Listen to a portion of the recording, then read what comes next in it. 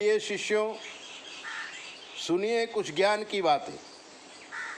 उत्तर प्रदेश का पवित्र चित्रकूट जिला, उसमें राजापुर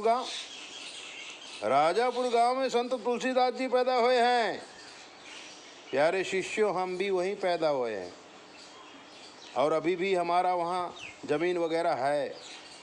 हमने अपने पूज्य पिताजी की पुण्य स्मृति में विबुध बसेरा नाम का आश्रम बनाया है। आश्रम भी सुचारू रूप से चल रहा है और 4-5 शिष्यों का जीवन भी चल रहा है। आनंद प्रमोद होता है। हम भी जब मूड होता है, साल में 1-2 बार विबुध बसेरा की मुलाकात लेते हैं, 8-10 दिन रहते हैं और ज्ञान चर्चा करके वापस आ जाते हैं अहमदाबाद। एक बार हम वहाँ गए हुए थे तो हमारा शिष्य जो गड़बड़दास है वो हमसे बहुत पूछता रहता है। जब वो पूछता है तो हम फिर सोचते हैं कि अब इसको जो बता रहे हैं वो विश्व को बता देवे। इसी उपलक्ष्य में गड़बड़दास ने पूछा था कि गुरुजी, ये घर वाली और बाहर वाली का चक्कर क्या है, इसके विषय में कुछ बताइए। तब हमने उसको बताया था, सुनिए, आप भी आनंद लीजिए। और ये ज्ञान चर्चा है, इसमें ज्योतिष भी है, इसमें अध्यात्म भी है, इसमें ज्ञान भी है, इसमें धन भी है, सब कुछ है। खाली समझने की कोशिश करो। एक तो होती है घर वाली, एक होती है बाहर वाली। सबके नहीं होती है, लेकिन जो अधर्मी होते हैं, जो अज्ञानी होते हैं, जिनका पूर्व जन्म का एक दूसरे के लेन देन होता है, उन लोगों के जीवन में घर वाली और बाहर वाली आती है। अब तो कहते हैं कि बालक पैदा होता है तो आकाश का जो नक्शा है वही हमारी जन्म कुंडली है, जन्म लग्न, और उसमें सब ग्रह लिखे रहते हैं। ज्योतिष लोग उसको पढ़ते भी हैं, लेकिन जो आध्यात्मिक होता है वही उसको पढ़ सकता है। कुछ ज्योतिष लोग ज्योतिष सीख लेते हैं और ज्योतिष देखने लगते हैं, कई बातें सही हो जाती हैं, फिर वो अभिमान में आ जाता है कि मुझे बहुत ज्योतिष आती है।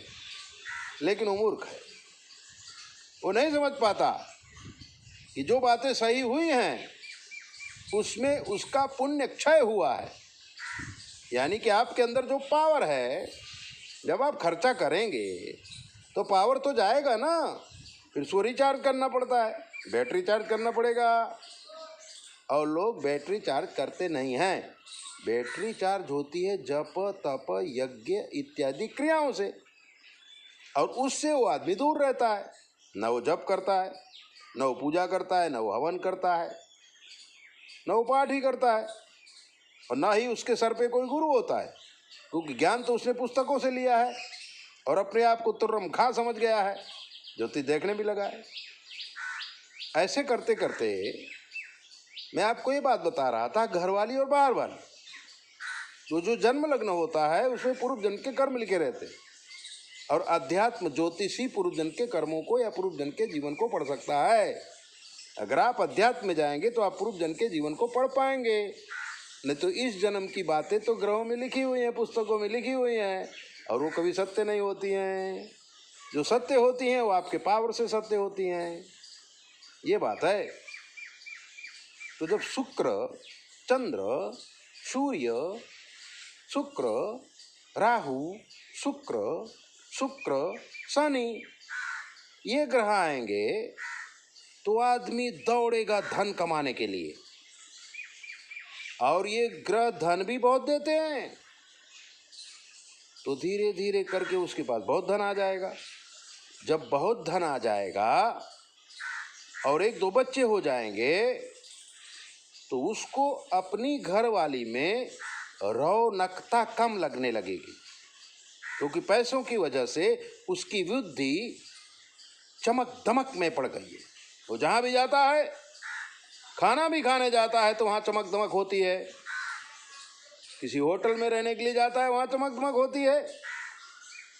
घर जैसी चमक दमक वहाँ नहीं मिलती है। घर फीका लगता है, होटल अच्छा लगता है। इसी दौरान खाना पीना तो होटल में कर लेता है, सोना भी कर लेता है, क्योंकि बाहर गांव जाना पड़ता है अनेक बार व्यापार के योग से। हर जगह वो जहाँ भी जाता है उसको चमक दमक दिखती है, तब उसको अपना घर फीका लगने लगता है।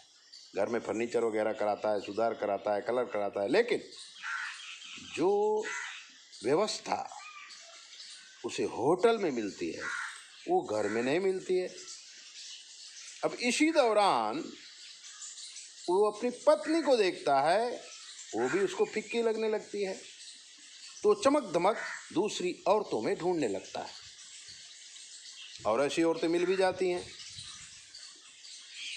तो जैसे वो अपने पत्नी को हमेशा के लिए घर पे ले आया, ऐसे ही वो चमक दमक वाली किसी औरत को हमेशा के लिए अपना बना लेना चाहता है। धन तो उसके पास खूब ही है, वो धन देता है और किसी एक दम्भी औरत के चक्कर में पड़ जाता है और उसमें चमक दमक ढूंढने लगता है। एक बात तो ये हो गई। दूसरी एक बात ये हो गई कि पूर्व जन्म के कुछ लेन देन बाकी होते हैं तो दूसरी औरत जीवन में आ जाती है और जहाँ तक निभाती है, लेन देन होता है वहाँ तक निभाती है। लेकिन जब पुरुष के जीवन में दूसरी औरत आती है, वो धन के लालच से ही आती है 99%। अगर एक औरत है और दूसरी औरत आई है, तो जो दूसरी औरत आई है वो धन के लोभ से आई है। इसलिए घर वाली और बाहर वाली रखने वाले मेरे प्यारे मित्रों, इस बात को आप खास समझिए, अपने ग्रहों को समझिए। जब आपका शुक्र और सूर्य प्रफुल्लित हो जाता है और आप बाहर की चमक धमक अपने घर में ढूंढने लगते हैं, तो घर की रोटी दाल सब्जी जो स्वास्थ्यवर्धक है अच्छी नहीं लगती है। तब आचार का सिस्टम है, विचार का सिस्टम है। होटल में नाश्ता करता है आदमी, टेस्टी होता है, लेकिन स्वास्थ्यवर्धक नहीं होता है, स्वास्थ्य का विनाशक होता है। ठीक उसी प्रकार से आपकी जो पत्नी है वो स्वास्थ्यवर्धक है, आपके परिवार की रक्षक है, आपके माँ बाप की सेवक है, आपके जीवन को संवारने में उसने अपनी पूरी जिंदगी लगा दी और आप उसकी अवमानना करते हुए, उसकी गिनती अपने जीवन में न करते हुए, अपने आप को बहुत सिद्ध मानते हुए बाहर ढूंढ रहे हैं और फंस जाते हैं। दूसरी औरत जिस आदमी के पास होती है, उस आदमी के जीवन में दुख के सिवाय कुछ नहीं होता। थोड़ी क्षणिक आनंद के लिए परमानंद को आप बर्बाद कर रहे हो। सोचो तो सही, समझो तो सही, जानो तो सही।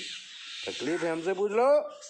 9825200108 पर फोन करके आप कुछ भी जान सकते हैं। मानव जन्म बड़ी कठिनाई से मिलता है, इसको समझ कर जियो तो आपको आनंद आ जाएगा और परमानंद मिल जाएगा। 9825200108 पर फोन करके कुछ भी पूछिए। जय बोले। अपना ध्यान रखो।